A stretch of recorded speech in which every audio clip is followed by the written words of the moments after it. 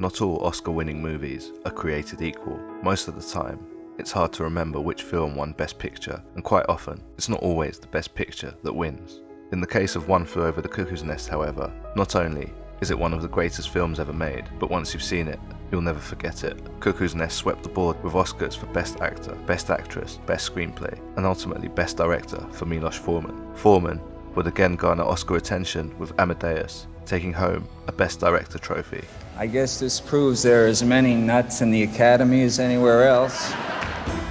Starring the legendary Jack Nicholson as Randall McMurphy, a rebellious figure who enters a mental institution in order to avoid carrying out the remainder of a prison sentence in a hard labour work camp. McMurphy claims he's mentally ill in order to ride out his sentence, but he quickly rocks the boat, inspiring the other patients, and ultimately attracts the ire of the domineering Nurse Ratched, played with chilling grace by Louise Fletcher, creating a battle for sanity in an inhospitable place. Cuckoo's Nest is a powerful and emotive film which shows the triumph of the human spirit in the face of apathy and hopelessness. Milos Forman seems to have an affinity with outsiders. Throughout his work, the common thread seems to be characters who are outside of the system or against the establishment. His first American movie, Taking Off, explores the youth counterculture of the late 60s and early 70s. Hair followed hippies as they opposed Vietnam. Ragtime tackled racial tension in turn-of-the-century America from the perspective of a black character. Amadeus tells the story of Mozart from the perspective of his bitter rival Salieri, and his later works told the true story of pornographer Larry Flint, who fought a censorship battle with the American government, while Man on the Moon told the story of oddball pioneering comedian Andy Kaufman and his struggle for acceptance.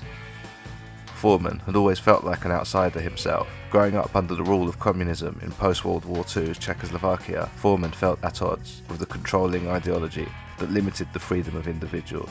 He would channel this sentiment into One Flew Over the Cuckoo's Nest. Jack Nicholson became a counterculture icon, playing a series of rebels and outsiders in movies such as Easy Rider, 5 Easy Pieces, The King of Marvin Gardens, Chinatown, The Passenger, and The Last Detail. Fawcett loses the license for sure if I serve that kid. I'm gonna kick your ass around the block for drill, man. You try it and I'll call the shore patrol.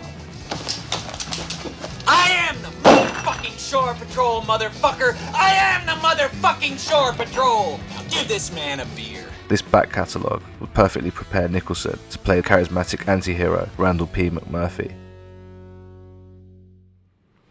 Remember, Mr. Scanlon, we've discussed many times that time spent in the company of others is very therapeutic, while time spent brooding alone only increases a feeling of separation.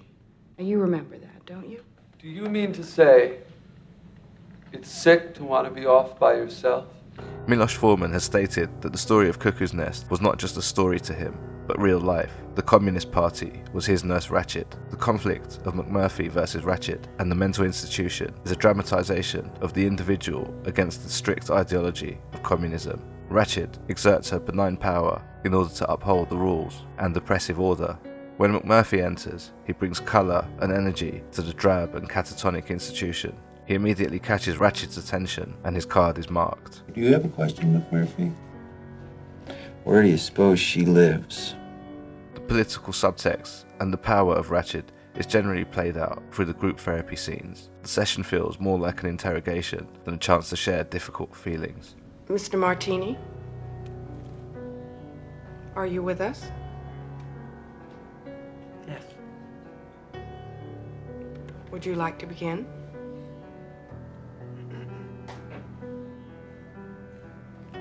The various patients that we get to know are disengaged and forced to participate, even though they already seem to have given up.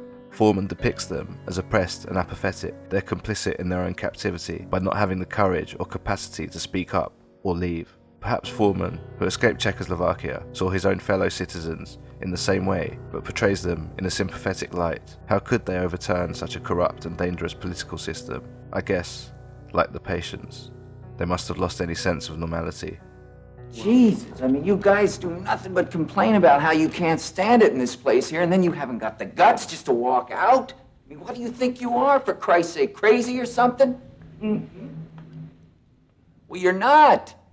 You're not. You're no crazier than the average asshole out walking around on the streets, and that's it. The group therapy scenes also play out the rigged system of the institution and gives Ratched a chance to demonstrate her power to McMurphy by deflecting any conflict to a vote, safe in the knowledge that none of the patients would dare vote against her rules. However, as the film progresses, McMurphy starts to inspire change through his determination. One of the early conflicts between McMurphy and Ratched is whether the patients can watch the World Series on TV. In an early vote, McMurphy urges the patients to be good Americans and vote not only for baseball, but ultimately and symbolically for individuality and not communism. Well, Mr. McMurphy, I only count 3 votes, and that's not enough to change ward policy.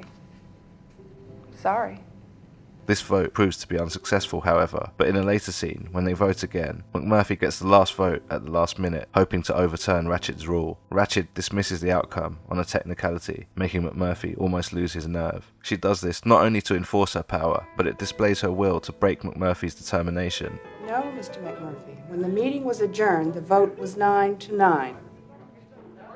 Oh, come on. You're not going to say that now. You're not going to say that now. You're going to pull that henhouse shit now. When the vote, the chief just voted, it was 10-9. Now, I want that television set turned on right now! To her surprise, however, McMurphy begins to act out the game, capturing the hearts and minds of his fellow patients and igniting change, much to her dismay. Medication time. Ratched establishes her regime with a medication sequence. Soft, almost eerie music is played in the hospital, and we see the patients line up mechanically and take their pills. When McMurphy arrives, he disturbs this ritual by asking Ratched to turn down the music. It's here we see Ratched's behaviour perfectly distilled. She's passive-aggressive and good at concealing her emotions. Your hand is staining my window.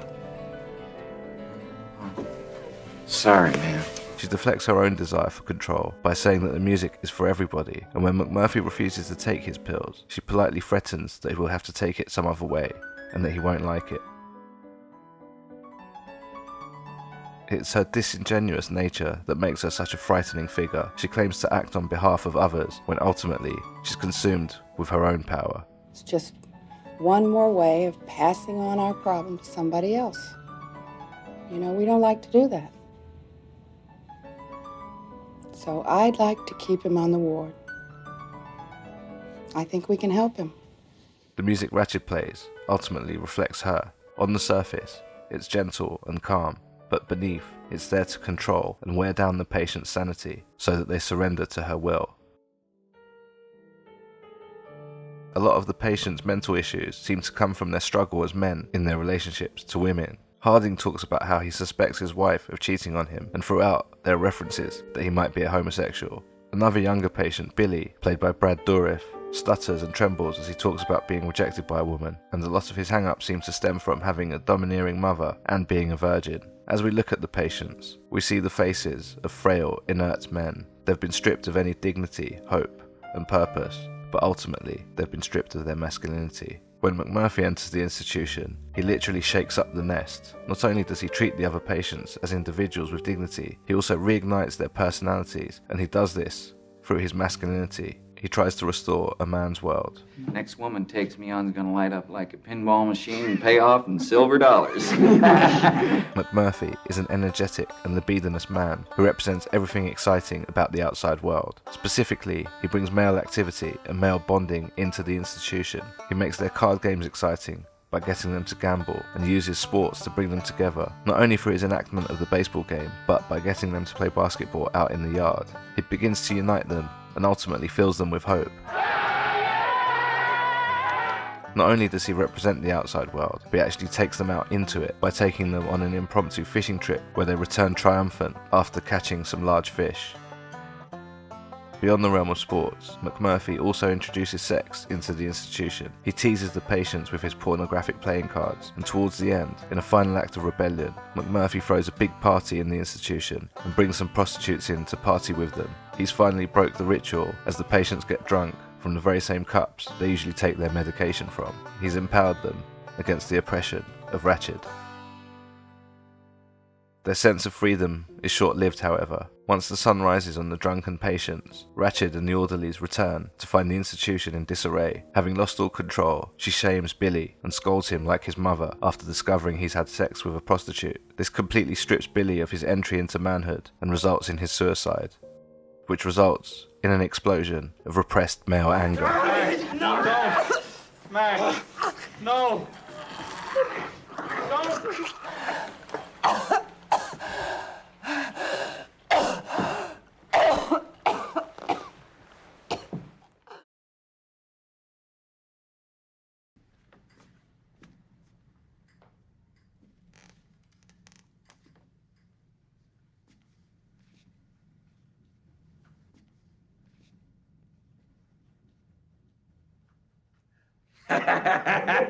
How about it, you creeps, you lunatics, mental defectives? Let's hear it for Bull Goose Randall back in action. Nice shirt, Chesaroo. It's the ending of One Flew Over the Cuckoo's Nest, which at once is so tragic, yet, at the same time, so uplifting and unforgettable. Following his attack on Ratched, some time has passed, and McMurphy has become something of a legend due to his absence. His friends in the institution assume he escaped heroically, but slowly, it's revealed that he's been lobotomized and is basically in a catatonic state.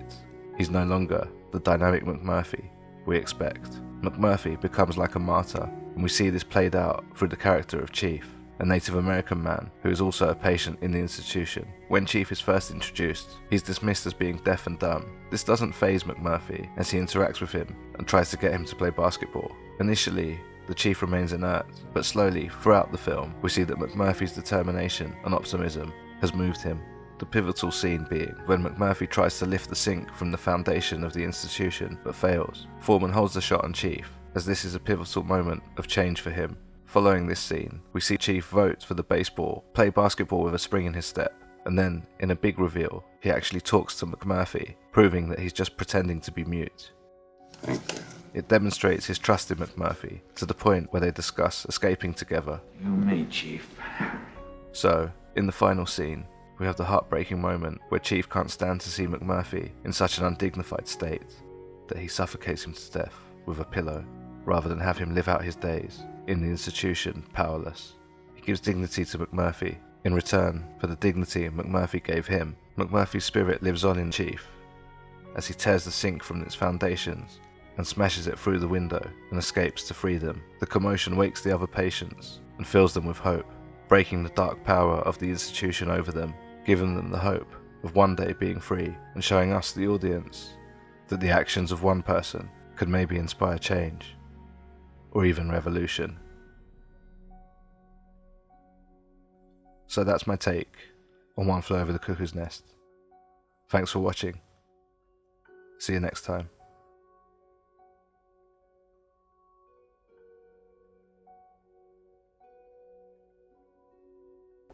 There, might be a little fluid in them boots, you know what I mean, boys?